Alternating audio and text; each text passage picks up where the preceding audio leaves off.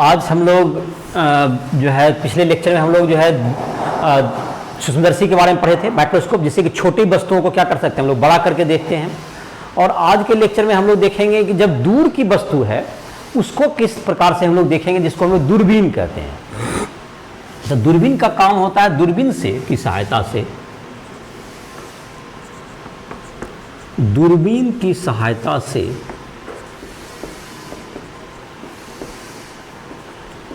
दूर स्थित वस्तु को स्पष्ट देखा जा सकता है। खगोलीय दूरबीन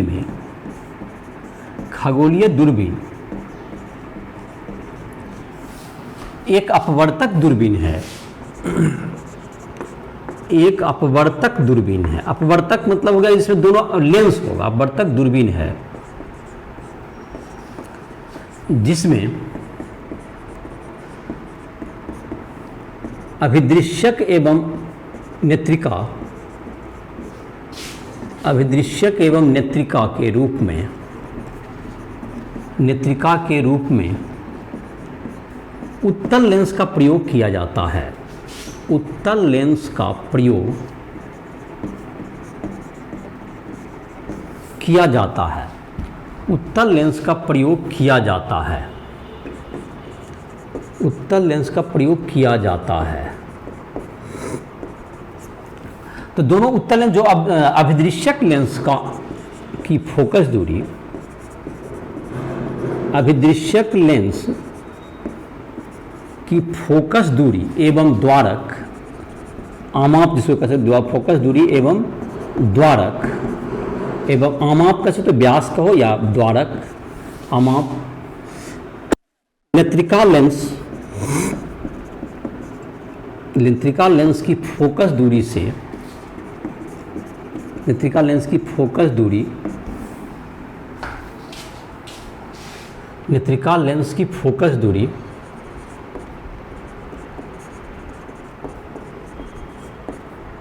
तथा आमाप से अधिक होती है। तो दोनों मतलब कि उसका जैसे फोकल लेंस तुमको FO क्या होगा, बड़ा होता है दूरबीन में FE से। FO बड़ा होगा FE से, और सूक्ष्मदर्शी में FO छोटा होता है FE से। जो संयुक्त सूक्ष्मदर्शी है उसमें उल्टा होता है। दूरबीन में FO बड़ा है FE से, और तुमको दोनों दूरबीन लेंसों के बीच में अनंत पर स्थित वस्तु का प्रतिबिंब अभिदृश्यक लेंस उसके फोकस पर बनाता है। अभिदृश्यक लेंस क्या फोकस पर बनेगा। तो पहले जो है इसको मतलब लिख ही देते हैं, उसके बाद चित्र बनाते हैं। अभिदृश्यक लेंस अनंत पर स्थित वस्तु का प्रतिबिंब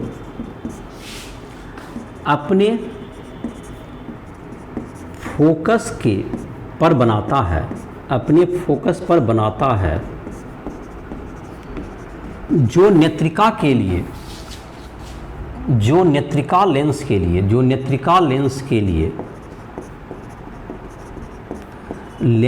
लिए वस्तु का कार्य करती है। जो नेत्रिका लेंस के लिए वस्तु का कार्य करती है। नेत्रिका लेंस की सहायता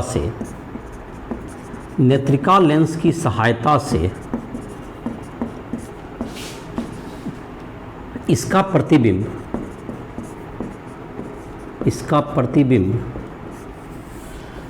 स्पष्ट बनाकर देखा जाता है। सामान्य समायोजन में अंतिम प्रतिबिंब अनंत पर बनाया जाता है। अंतिम प्रतिबिंब अनंत पर बनाया जाता है। और दोनों इस स्थिति में क्या होगा, इसमें जो कोणीय आवर्धन है, कोणीय आवर्धन भी इसका हम लोग निकालेंगे, अनंत पर प्रतिबिंब बनाएंगे सामान्य समायोजन में। तो जिसको हम लोग चित्र से हम लोग देख लेते हैं, इसको सामान्य समायोजन में इसको क्या करेंगे, इसके दूरबीन के बीच की दूरी क्या होगी, इसको अब चित्र इसका बनाएंगे। तो क्या अभी तक समझे कि खगोलीय दूरबीन में क्या होता है, तुमको दो लेंस होता है, दोनों उत्तल लेंस होगा, और दोनों जो उत्तल लेंस है, दोनों के उत्तल लेंस में तुमको क्या होगा, जो वस्तु की तरफ रहेगा उसको हम लोग अभिदृश्यक लेंस या ऑब्जेक्टिव लेंस इंग्लिश में कहते हैं, और जो नेत्र की तरफ रहता है उसको हम लोग नेत्रिका लेंस कहेंगे। तो नेत्रिका लेंस का जो कि और अभिदृश्यक लेंस का जो आकार है, अभिदृश्यक लेंस का आकार बड़ा रखते हैं हम लोग। बड़ा क्यों रखेंगे, क्योंकि जब दूर से वस्तु को आएगा तो अगर बड़ा आकार का रहेगा लेंस, तभी आपसे उसमें अधिक से अधिक प्रकाश क्या हो पाएगा, गुजर पाएगा। एक तो ये भी आवश्यकता है, और आकार बड़ा नहीं रखिएगा तो कम से कम आएगा, तो उसका जो उसका तीव्रता क्या होगा, बहुत ही मतलब एकदम धुंधला टाइप का दिखेगा प्रतिबिंब, जो स्पष्ट दिखेगा ही नहीं। तो इसलिए भी बड़ा आकार का, जितना बड़ा आकार का होगा अभिदृश्यक लेंस, वह उतना ही बड़ा प्रतिबिंब, उतना ही स्पष्ट प्रतिबिंब बनेगा, मतलब धुंधलापन घटेगा। तो इसलिए भी बड़ा आकार का क्या होना चाहिए, उसका आकार बड़ा होना चाहिए। और दूसरा है कि तुमको कोणीय आवर्धन कितना गुना कोण को बढ़ाता है। तो जैसे कि इसमें क्या है और सूक्ष्मदर्शी में अंतर क्या था, सूक्ष्मदर्शी में होता है कि वस्तु जो कि है आपके करीब है उसको हम आगे पीछे ला सकते हैं, ऐसा हमारे पास व्यवस्था होता था। और इसमें ऐसा नहीं है कि उसको जो है सूर्य या तारा को हम अपने बगल 25 सेंटीमीटर लाके देख सकते हैं। तो जिसमें जो दूर है, तो दूर के वस्तु के द्वारा आंख पर बना कोण, और उससे कितना गुना मतलब कि प्रतिबिंब कितना बड़ा कोण बनाया। तो इसमें स्पष्ट देखने की न्यूनतम दूरी पर नहीं रखनी है, और उसमें क्या होता था कि स्पष्ट देखने की न्यूनतम दूरी से तुलना करते थे हम लोग उसके कोणीय आवर्धन में। तो यहाँ पर वैसा बात नहीं कि स्पष्ट देखने की न्यूनतम दूरी से, तो इसमें सिंपली बात हो जाएगा, इसका कोणीय आवर्धन हो जाएगा कौन सी, प्रतिबिंब के द्वारा आंख पर बना कोण बटे वस्तु के द्वारा आंख पर बना हुआ कोण, दोनों का जो अनुपात होगा वही इसका क्या कहलाएगा, कोणीय आवर्धन कहलाता है, आवर्धन क्षमता कहलाएगा। चलो तो अब हम लोग देखते हैं इसका जो है तुमको एक बड़ा आकार का लेंस ले लिए, चलो चित्र बना देते हैं। ये लेंस हो गया तुम्हारा अभिदृश्यक लेंस हो गया, अभिदृश्यक लेंस हो गया जो कि तुम्हारा बड़ा आकार का लेंस होगा। एक जितना बड़ा बनाएंगे उतना ही तुमको, तो खैर चित्र तुम अपना कॉपी में जगह के मुताबिक बनाओगे, परीक्षा वगैरह में इसका ध्यान रखोगे, इसे परीक्षा में भी अक्सर पूछे जाते हैं प्रश्न। और इसका क्या होता है तुमको, और इसका तुमको जैसे एक वस्तु है तुमको एक जो कि अनंत से आ रहा है, तो एक तुमको यहाँ पर जो आएगा, जो वक्रता केंद्र से जाएगा तो ये तुमको यहाँ चला जाएगा, और यहाँ पर से जो है तुमको एक माइंड में ले लोगे कहाँ पर हमको प्रतिबिंब बनाना है, उस जगह पर क्या कर देंगे, यहाँ पर इसको काट देंगे, इसको ऐसे जा करके वहाँ पर ये कट जाएगा। तो यहाँ पर क्या हो गया, यहाँ पर इसका प्रतिबिंब बन गया, जहाँ कटा वहाँ पर इसका प्रतिबिंब बन गया, दैट इज पी, और ये क्यू हो गया। ये प्रतिबिंब जो है ये तुमको अब यहाँ पर एक लेंस दे देंगे, नेत्रिका लेंस, जो कि उससे छोटा होगा नेत्रिका लेंस, यहाँ से एक दे दिए, ये तुमको जब गया, ये इसको अगर पैरेलल कर दो तो ये तुमको अनंत पर चला जाएगा, इसका जो प्रतिबिंब हो गया ये तुमको अनंत पर इससे बन जाएगा। और इसको हम लोग ई कह सकते हैं, जिससे जो वस्तु हो गया तुमको पी क्यू, ये पी क्यू तुम्हारा जो प्रतिबिंब बना, यहाँ पर इसको लिख देते हैं हम लोग, ई लिख देते हैं इसका, नेत्रिका के लिए आई पीस का इंग्लिश हो गया, दैट इज ई हो गया। और ये जो तुम्हारा प्रतिबिंब जो बना, ये जो पी क्यू बना, यह इसके लिए किसका काम करेगा, वस्तु का काम करेगा, और इसका प्रतिबिंब जाहिर है कि अनंत पे बन जाएगा, तो जो कि पैरेलल कर दिए तो ये अनंत पे क्या हो जाएगा, प्रतिबिंब इसका बन जाएगा। और ऑब्जेक्टिव लेंस क्या हो गया, ऑब्जेक्टिव लेंस का नाम क्या देते हैं, यहाँ इसका प्रकाशीय केंद्र का नाम ओ दे दो। इस यहाँ पर ऑब्जेक्ट है जो कि अनंत से आ रहा है, ये अनंत से आ रहा है, अनंत से ये प्रकाश किरण आ रही है, तो ये इसके कहाँ पर चला गया होगा, ये जो दूरी होगा तुमको फोकस के करीब होगा। और इसको अगर सामान्य समायोजन में रखेंगे, यहाँ से यहाँ तक की जो दूरी होगी, ये जहाँ तक कि प्रतिबिंब जहाँ पर बना है, ये जो प्रतिबिंब की जो दूरी होगी, ये दूरी किसके बराबर होगी, ये जो प्रतिबिंब बना है जो कि ई से इसका जो तुमको यहाँ पर से प्रतिबिंब इसका बनेगा इस ढंग से, और यहाँ से यहाँ तक की जो दूरी होगी ये कितना बराबर है तुमको, ये दूरी, ये एफ ओ कहते हैं इसको। ये तुमको अभिदृश्यक लेंस की क्या हो गई, ये फोकस दूरी पर बना होगा ये प्रतिबिंब, अभिदृश्यक लेंस की फोकस दूरी पर ही जाकर प्रतिबिंब बनेगा। और तुमको यहाँ से जो कि यहाँ पर होगा, अगर सामान्य समायोजन में देखेंगे, या तो तुमको ये वस्तु की दूरी होगी, या तो ये फोकस दूरी होगी तो अनंत पे जाएगा। ये जो अभिदृश्यक जो नेत्रिकाल लेंस है, नेत्रिकाल लेंस के लिए क्या हो जाएगा तुमको, ये नेत्रिकाल लेंस के लिए किसका काम करेगा, ये जो दूरी है तुम्हारा जो कि काफ़ी उससे कम है, देखो ये दूरी एफ ओ बड़ा है और एफ ई छोटा है। एफ ई जितना छोटा होगा, इन दोनों को जब हम लोग देखेंगे आवर्धन क्षमता भी देखते हैं, आवर्धन क्षमता में ये देखते हैं, ये जो तुमको यहाँ जो कोण बना, ये कोण जो है वस्तु यही कोण बनेगा बीटा, और ये जो कोण बना है तुमको, यही कोण क्या है तुमको, जो कि वस्तु के द्वारा बनाया जाएगा कोण, ये तुमको अनंत से लेंस पर यहाँ पर कोण बनावे चाहे यहाँ पर बनावे, बात बराबर होगा। तो ये कोण तुम्हारा क्या जाएगा, ये अल्फा हो जाएगा। और ये काम मतलब कि ये जो बन रहा है यहाँ पर देखो, ये जो तुम्हारा कोण है, यही तुम्हारा क्या है, यही कोण तुम्हारा उधर भी है, यही कोण जाकर के सम्मुख कोण हो गया ये, तो ये कोण अल्फा है, इधर भी क्या हो गया अल्फा बना। यही कोण वस्तु पर आंख पर ये बनाता, अगर नहीं रहता कोई लेंस तो यही अल्फा जितना इस पर बना रहा है वही आंख पर बनता, मेरे आंख पर। लेकिन यहाँ पर ये बीटा जो कोण है वो अल्फा से बड़ा होगा, इसीलिए यही कोणीय आवर्धन होगा हमारा। तो इसका अब हम लोग जो इसका अंतिम प्रतिबिंब जो है स्पष्ट देखने की न्यूनतम दूरी पर जब बनेगा तो इसका कोणीय आवर्धन निकालते हैं सामान्य समायोजन में। तो कोणीय आवर्धन बराबर क्या हो गया सूत्र, कोणीय आवर्धन या आवर्धन क्षमता भी इसको कहते हैं, कोणीय आवर्धन या आवर्धन क्षमता, जिसका संकेत होता है m, बराबर क्या था, प्रतिबिंब के द्वारा आंख पर बना कोण बटे वस्तु के द्वारा आंख पर बना कोण। इसमें देखो दोनों में कोई बना कोण, ये दोनों में क्या कोई अंतर है, हाँ अंतर है। देखो सूक्ष्मदर्शी में यहाँ पर स्पष्ट देखने की न्यूनतम दूरी पर रखी वस्तु के द्वारा आंख पर बना कोण होता था, और इसमें क्या है स्पष्ट देखने की दूर है तो दूर ही रहेगा। तो इसमें जो m बराबर जो चित्र में देखेंगे तो m बराबर बीटा बाय अल्फा हो गया।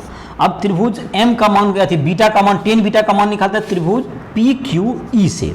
त्रिभुज PEQ में tan बीटा बराबर क्या होगा तुमको, PE या EP बटे सॉरी PQ बटे EP, PQ हो गया बटे PE, ये हो गया तुमको tan बीटा का मान हो गया।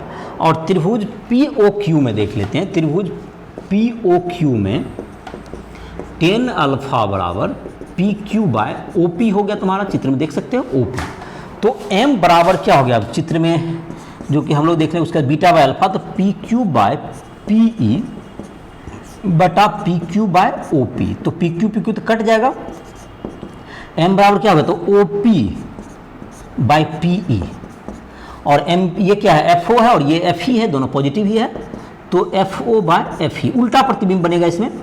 ये तुमको उल्टा, क्योंकि एगो है तुमको बायां साइड, एगो दाहिना साइड है तो पॉजिटिव होगा, इसके लिए ये है निगेटिव है तो ये दाहिना साइड रहेगा तो निगेटिव, ये उल्टा प्रतिबिंब बनता है।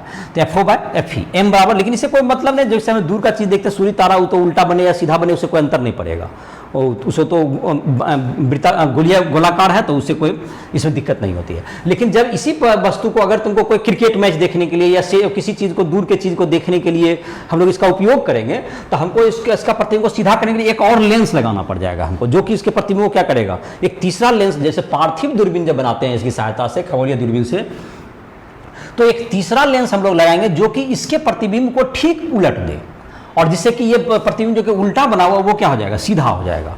तो इसमें उल्टा प्रतिबिंब बना है। और जहाँ तक कि इसमें दूरबीन की लंबाई हो गई, दूरबीन की लंबाई कितनी हुई देखते हैं, दूरबीन की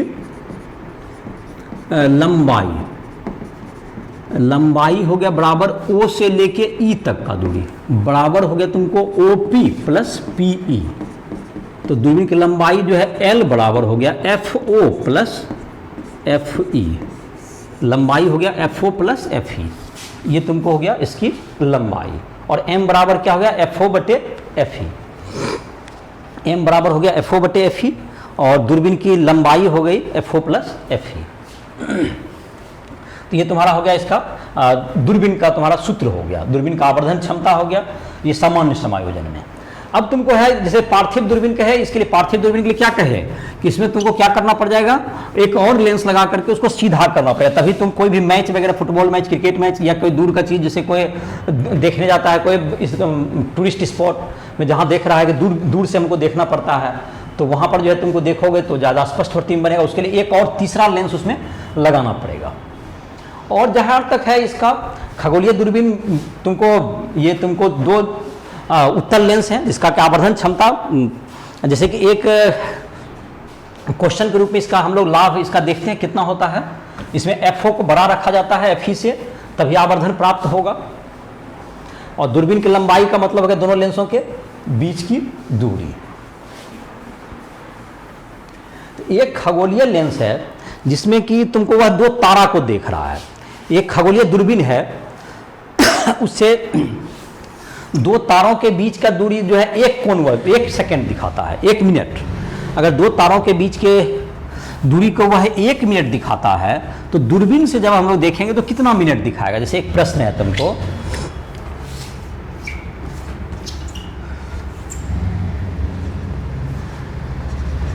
दो तारों के बीच का कोण आंख पर 1 मिनट का बनता है, 1 मिनट का बनता है। इस कोण का मान उस दूरबीन से देखने पर कितना होगा, देखने पर कितना होगा जिसके लिए अभिदृश्यक की फोकल लेंथ बराबर 100 सेंटीमीटर और नेत्रिका की फोकल लेंथ 1 सेंटीमीटर हो। मैंने एफ हो गया अभिदृश्यक का फोकल लेंथ, एफ ही हो गया 1 सेंटीमीटर। तो आप देखो इसको बनाते हैं, तो ये क्या करेगा, m बराबर होता है, पहले तो इसका सॉल्यूशन करते हैं। m बराबर होता है तुमको एफ ओ बाई एफ ही सामान्य समायोजन में बराबर 100 सेंटीमीटर बटे 1 सेंटीमीटर। तो कितना गुना कर देता है, 100 हो गया इसका मान। और m बराबर होता है एक सूत्र बीटा बटे अल्फा होता है। तो m बराबर तो 100 निकल गया, हमको बीटा हमको निकालना है, और ये जो आंख पर जो कोण बनता है इसके द्वारा 1 मिनट का बनता है। तो बीटा बराबर कितना हो गया, 100 मिनट का हो गया। 100 मिनट का, मिनट के लिए डैश देते हैं, और 100 मिनट को अगर चाहेंगे हम लोग डिग्री में बदलना तो 100 बटे 60 डिग्री भी हो गया ये। तो दैट इज 1.66 डिग्री हो गया ये, 1.66 डिग्री का कोण बन गया। तो या तो ये तुम्हारा हो गया, तो 1.66 डिग्री, या तुमको 100 मिनट का ये कोण बना। तो खगोलीय दूरबीन से देखने पर ये इतना गुना, 100 गुना का वो बढ़ा दिया उसको।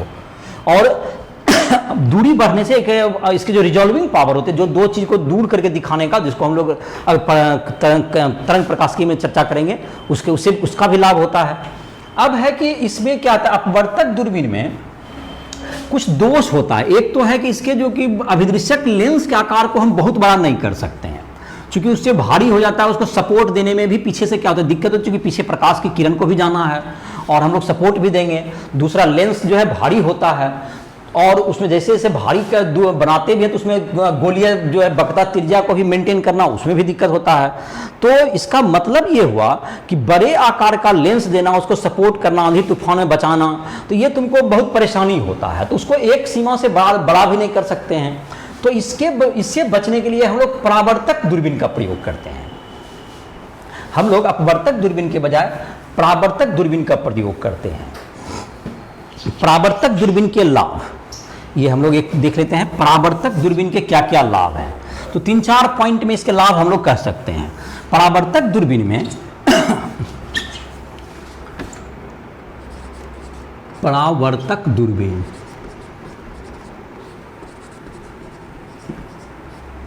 तो परावर्तक दूरबीन में हम लोग लेंस के बजाय अभिदृश्यक के रूप में दर्पण का प्रयोग करते हैं। परावर्तक दूरबीन में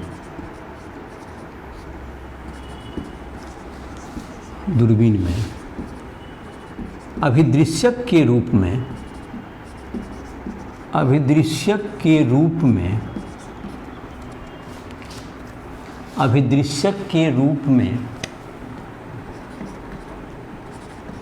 दर्पण का प्रयोग किया जाता है। दर्पण का प्रयोग किया जाता है, अभिदृश्यक के रूप में दर्पण का प्रयोग किया जाता है। मतलब लेंस की बजाय दर्पण का प्रयोग होता है। बाकी नेत्रिका के रूप में लेंस का उपयोग होता है। नेत्रिका के रूप में लेंस का ही उपयोग होता है। उपयोग होता है। तो ये तुम्हारा हो गया, नेत्रिका के रूप में उसका लेंस का ही उपयोग होगा। अब इसमें क्या है, इसके लाभ क्या है, परावर्तक दूरबीन के लाभ।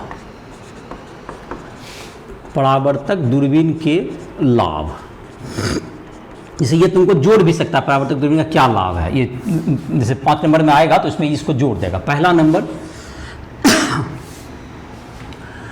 दर्पण जो तुमको है क्रोमेटिक एबरेशन, जो कि कह सकते हैं हम लोग जो रंग में टूट जाता है, दर्पण लेंस में प्रकाश जो है अपने रंग में टूट जाता है, जिसको हम लोग कहते हैं क्रोमेटिक एबरेशन अंग्रेजी में कहते हैं, जिसको कहते हैं हम लोग रंग का जो तुमको है रंग के रूप में कोणीय दर्पण अभिदृश्यक के रूप में प्रयुक्त होने पर, अभिदृश्यक के रूप में प्रयुक्त होने पर, प्रयुक्त होने पर वर्ण विपथन का दोष नहीं होता है। वर्ण विपथन स्फेरिकल एबरेशन, वर्ण विपथन का दोष नहीं होता, इसमें रंग में नहीं टूटेगा, वर्ण विपथन का दोष नहीं होता है, जबकि अपवर्तक दूरबीन में ये दोष होगा। दूसरा नंबर वर्ण विपथन का दोष नहीं होगा इसमें।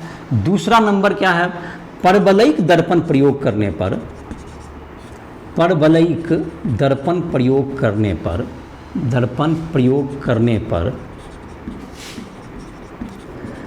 पर गोलीय विपथन का दोष भी नहीं रह पाता है। गोलीय विपथन का दोष भी समाप्त हो जाता है, दोष भी समाप्त हो जाता है। जो गोलाकार नहीं हो पाता है बड़ा आकार बनाने पर, तो वो भी दोष इसमें परवलयिक दर्पण लगा के उसको दूर किया जाता है। तीसरा, दर्पण लेंस की तुलना में कम भारी एवं सस्ता होता है, कम भारी एवं सस्ता होता है, इसलिए इसको सपोर्ट करना भी क्या है, आसान है। पीछे से दर्पण को हम आसानी से पीछे सपोर्ट दे सकते हैं।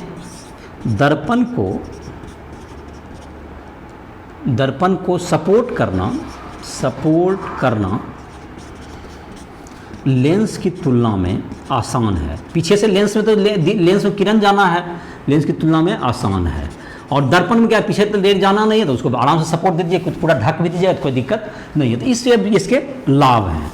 और जाहिर है कि इसलिए अब जो तुमको जो भी तुमको दूरबीन जो प्रयोग में आ रहे हैं बड़े आकार के जितने भी दूरबीन हैं, जो कि खगोलीय पिंड को देखने में काम आते हैं, जो कि भारत के तमिलनाडु में सबसे बड़ा केबलूर में है, या तुमको सबसे बड़ा जो है अमेरिका के कैलिफोर्निया में है, तो वो सब जो है तुमको दूरबीन है सब अब परावर्तक दूरबीन ही होते हैं।